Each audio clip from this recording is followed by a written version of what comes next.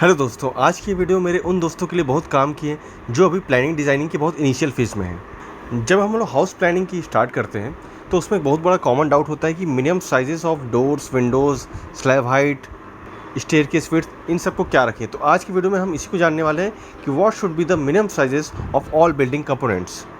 Video को detail में शुरू करने से पहले इस बात को अच्छे से समझ लेते हैं कि आखिर मिनिमम साइजेस इतना मैटर ही क्यों करते हैं।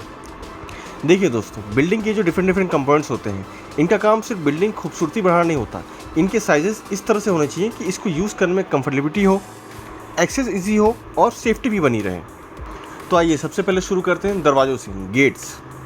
सबसे पहले बात करते हैं पार्किंग गेट्स की। अगर हम लोग कार पार्किंग के लिए सोच रहे हैं तो मिनिमम विड्थ जो होनी चाहिए उस गेट की वो 9 फीट की होनी चाहिए। आगे बढ़ते हैं घर की मेन एंट्री, मीन्स हॉल की या लिविंग एरिया की एंट्री। इसकी विड्थ कम से कम 3.5 फुट की होनी चाहिए और अगर हम लोग डबल पल्ले के डोर्स के बारे में बात कर रहे हैं तो कम से कम विड्थ फिर 4 फुट रखनी चाहिए।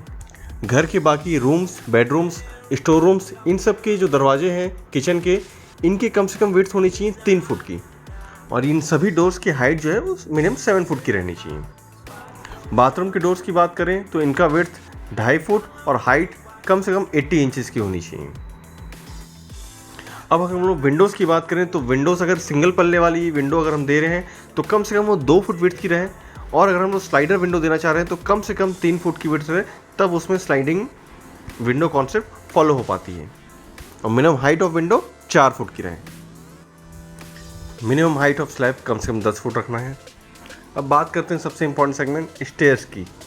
जो स्टेयर केस है उसमें ट्रेड का साइज़ 10 इंच कम से कम, राइज़र कम से कम 6 इंच, 6 से 7 इंच आप रख सकते हो। जो स्टेयर की विड्थ है वो कम से कम 3 फुट की रखें, कंफर्टेबल है तो 3.5 फुट की रख सकते हैं। घर में अगर हमको कहीं पे भी डक्ट देने की ज़रूरत पड़ रही है तो डक्ट का साइज़ कम से कम 2.5 बाई 2.5 का होना चाहिए, बिकॉज ये साइज़ इतना होना चाहिए जिसमें कभी भी मेंटेनेंस के लिए एक आदमी कम से कम उतर सके।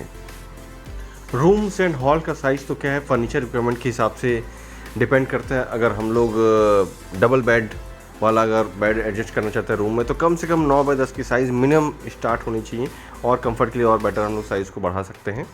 वैसे अगर डाइनिंग एरिया है, डाइनिंग एरिया भी जितनी बड़ी आपको रिक्वायरमेंट है, जितने पर्सन्स की, उसके हिसाब से उसके साइज़ को आप कस्टमाइज़ कर सकते हैं।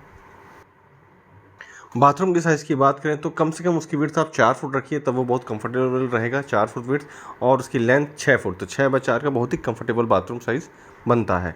और स्टैंडर्ड प्लम्बिंग फिक्सचर्स की हाइट क्या होनी चाहिए, उनकी लोकेशन क्या होनी चाहिए, इन सब के बारे में अगर आपको जानना है तो इस पर मैंने पहले एक वीडियो बना चुकी है, standard sizes of all plumbing fixtures. उस वीडियो में आप शावर की हाइट, कमोड की विड्थ, इन सब के बारे में डिटेल में देख सकते हैं।